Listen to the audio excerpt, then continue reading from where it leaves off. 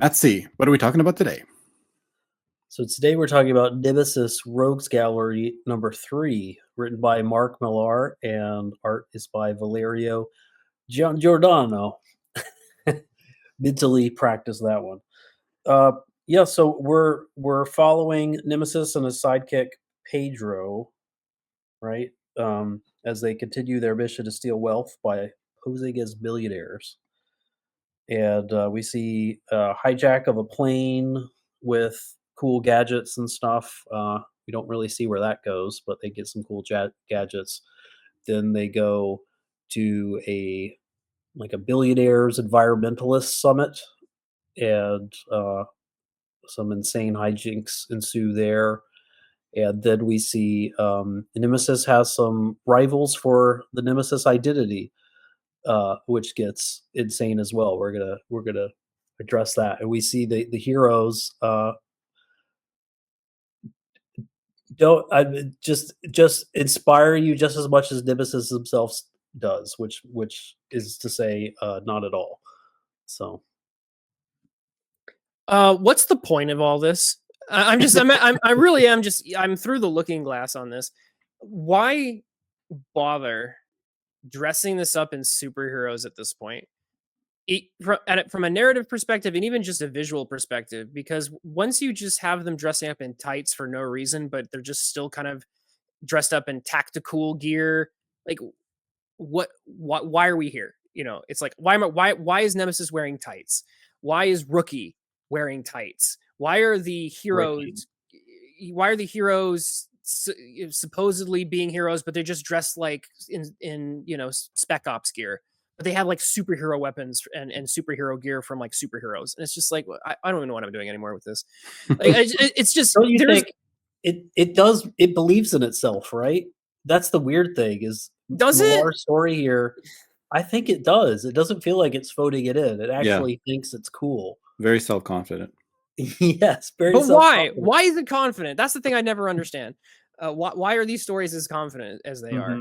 Well, the story thinks. I do remember that from the previous issue where they have Rookie in this very bland outfit, and it's like, man, how badass I look. And it's like, you've taken the superhero identity, stripped it of everything that makes it good, and then still saying that you're just amazing.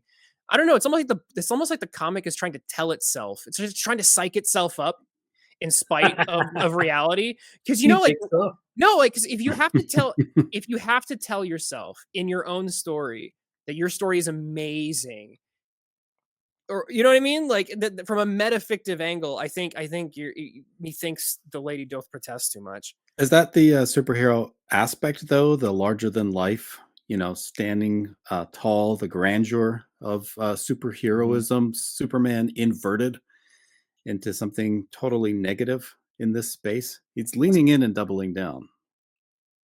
Well, it's definitely Batman, because again, the whole thing is that this guy's an anti-Batman, even from a visual perspective, because while Batman is supposed to be the Dark Knight, while he wears darker colors, this guy is completely white.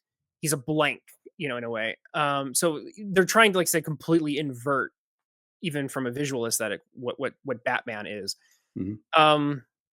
Yeah, I definitely say here's the interesting thing. It doesn't double down hard enough. Because if you compare this with the original outing of Nemesis, where he's pulling like his whole like 7 routine, and he's dismantling a detective's life by doing some of the most disgusting things I can't repeat to human beings.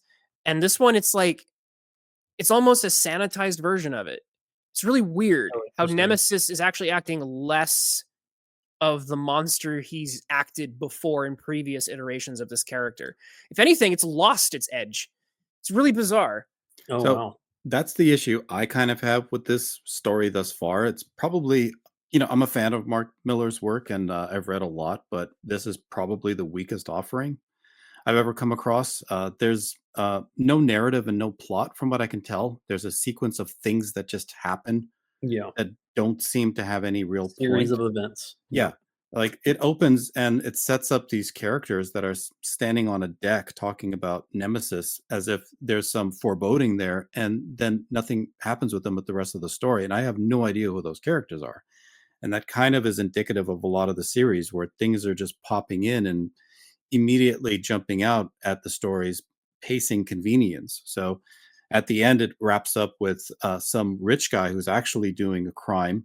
The force that wants to get revenge on Nemesis, the band of people that are the heroes technically in this story, corner this guy. They cut off his arm, and you think, "Oh, cool! Nemesis is getting totally ripped apart here," and it's just some other guy pretending to be him in a mask, and it's completely, just a deflection from the true focus of the story. The true action that could be happening. So it just there's constant moments like that. He's jumping around in the air and he's shooting at a plane. Nice, that's fine. Why? Exploding bullets. I guess it's whatever it's supposed to be. It's just it's not serving any kind of satisfactory arc as far as I can tell thus far.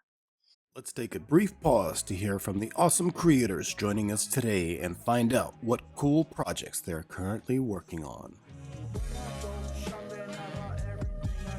Hey guys, if you love sword and sandal historical fiction with a healthy dose of ancient Roman and Egyptian fantasy mixed in, then check out Kyrie. We've got 450 pages printed so far, and a fourth book on the way. Order your books today at curiecomic.com. Modern day, classic superhero storytelling. Get The Adventures of Omega Girl, issues 1 through 5, now on Indie Planet.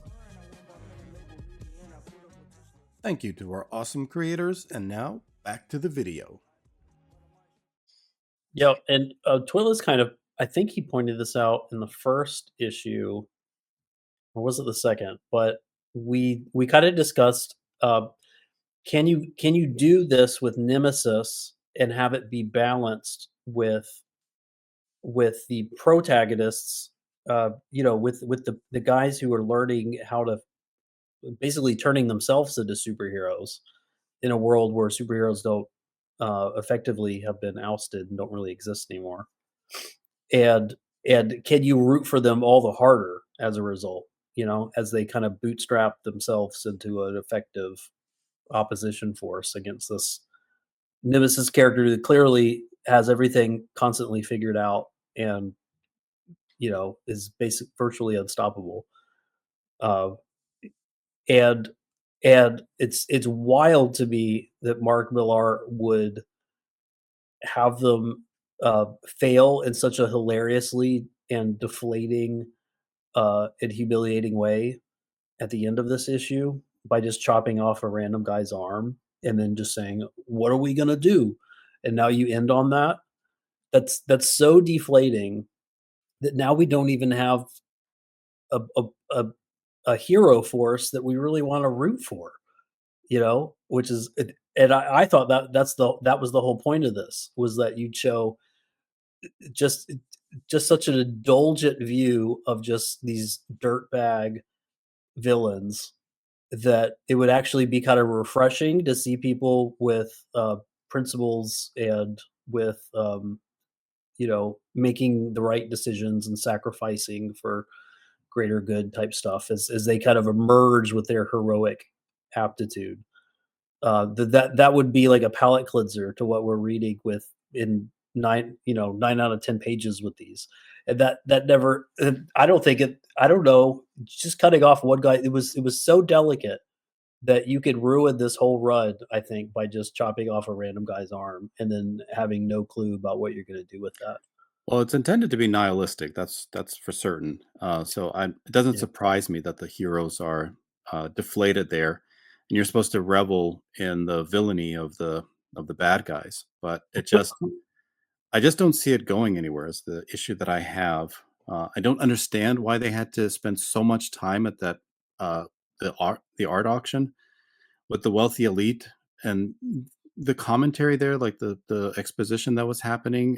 It just didn't seem to serve the story in any way. It was just people randomly talking about different things without actually leading the plot in any particular direction. So I just dissatisfied with how unfocused it all feels. I don't know why it's that way. Unfocused. Mhm. It just reminds me of Garth Ennis and The Boys, and I can't stand that work because it's deeply, at least Ennis, Yep. is upfront with how he deeply detests the superhero genre, and he's just taking the Big piss on it boys for feel. the whole thing.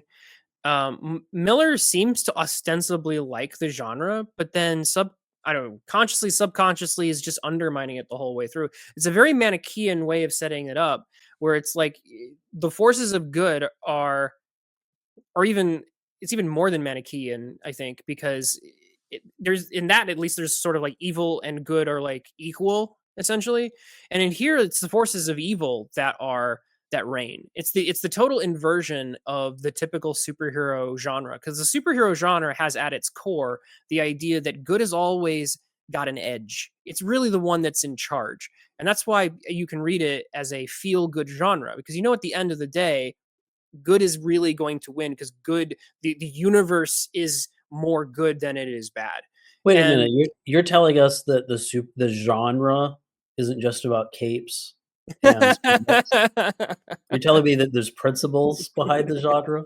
that's what Evil makes evil always wins because good is is dumb. dumb. Yeah. That's basically unironically the world of Nemesis. That's one of the reasons why I just can't I always have a bitter taste in my mouth whenever I'm reading a work like this, especially from specifically Mark Miller, because he's done it in, I think a few of his.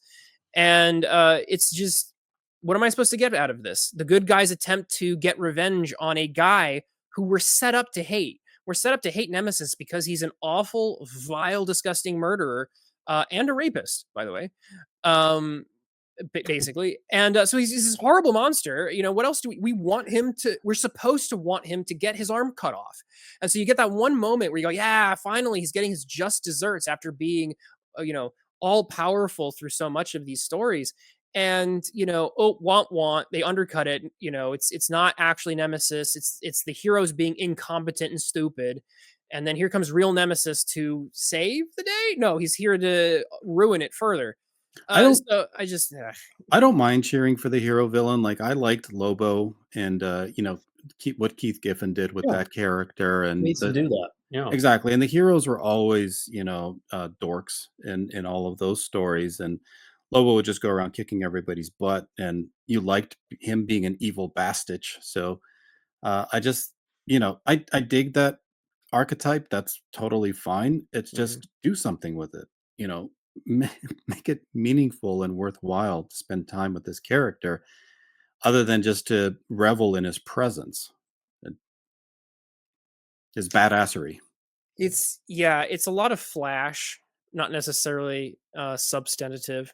And it's Um, paired with an artist, Valerio Giangiordano, who I apologize, sir, Mr. Giangiordano, but your reliance on 3D assets. So, like, in a way, at this point, after 3 issues, in a way, it almost is fitting. I've come to accept it.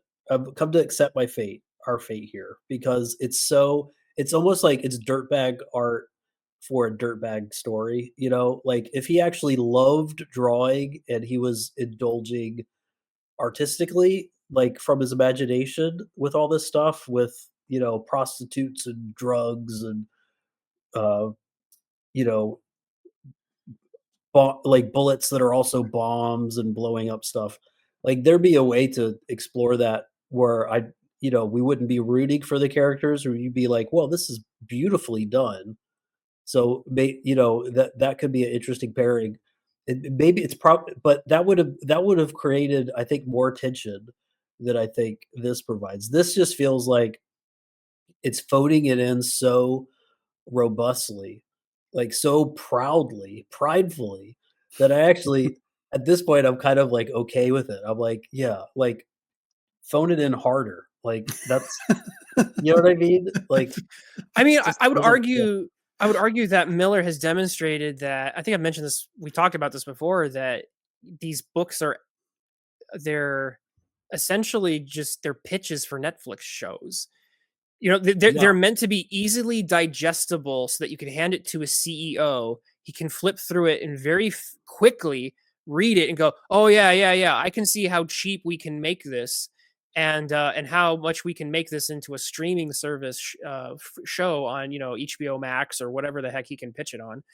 And it's not really meant to be a comic for lovers of comic books. No, if it was crazy, if it had this exotic, expressive way of visualizing Mark Millar's story, then that would be a bit challenging to convert to option it, you know? Hmm. But if it's just about posing people in suits for 9 out of 10 pages, then Well, yeah, absolutely.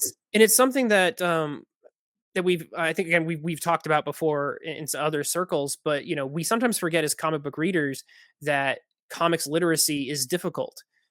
Yeah. We're so used to reading comics, but if you hand a comic to someone who's never read a comic before or hasn't really read many, especially not just like newspaper strips, right? There you just read it straight left to right. When you have to decipher a comic book page, it takes effort and work, and you can't just hand that to a CEO and go, "Hey, here's essentially a puzzle you have to assemble." Before you can understand what's going on with these characters, before you can sign off on the show.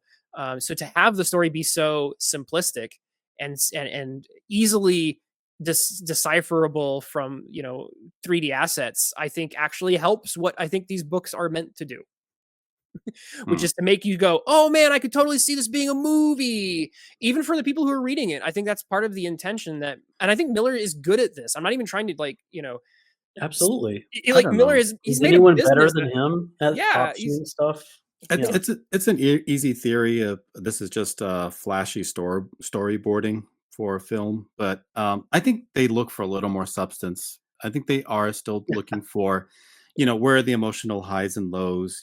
How do we actually Mm, thematically deliver on this you know on this material?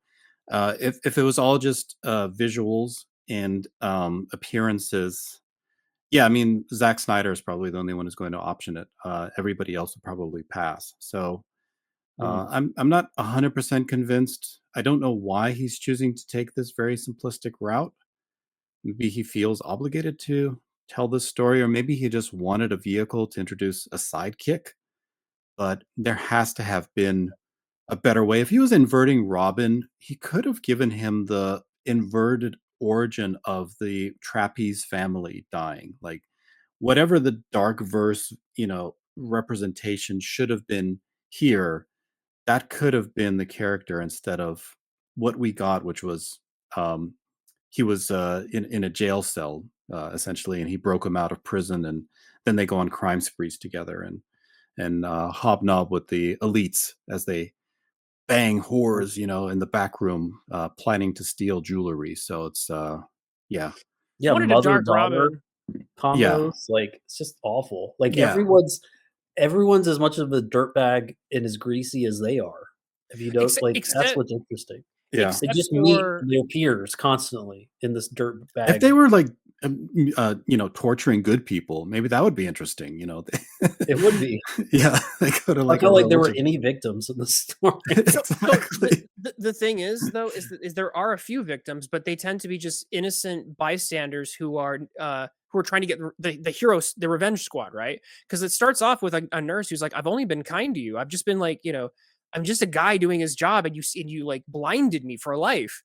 And like it's almost like the book wants you to forget what's happened in not just this mini series, but in this character who's existed in several other series as well. We're only supposed to be focusing on the present scumbags he's interacting with. We're supposed to ignore the fact that how regularly this man kills innocent people, and occasionally he does kill some of the scumbags who are just as bad as he is. But the amount of collateral here is, it's if you have a memory more than a goldfish, you're just going to go, well, okay, maybe this scumbag deserved to die, but what about all the other innocent people and people just doing their jobs that you've slaughtered on your way to that in merciless fashion, while also being, like I said, a rapist too. So like, I just, again, I get alienated after a while, and I just go, why am I here? The And amount the amount of filler, I think, is a bigger sin than the amount of collateral. Yeah. I like villains, by the way. My favorite comic book character, superhero, by the way, is Doctor Doom, and I will die on Of that hill. course. But Yeah. I'm just saying that the way this comes off, it just is so far removed from anything I tend to enjoy from this whole genre and the universe it tends to create. That again, I just keep wondering what the purpose of it is, apart from being a storyboard for a television show. Twitless, final thoughts. That was it. Oh, okay. Metzi, your turn. Yeah, I mean, I think I've gaslit myself into e excusing this comic in a dark way where I'd like to see the end of this run, you know, and not just see the end of it getting tossed in the trash. I'd actually like to read the rest of it. Uh, it's just so it's just so gaudy, and it's so gross, and it's so self-confident that I just kinda wanna watch I kinda wanna watch the trash fire now at this point. Like, where's it gonna go? It's got I guess I suppose I'm interested when I wasn't after the first 2 issues. Thank you very much for checking out the video. Subscribe, like, and stay tuned for more.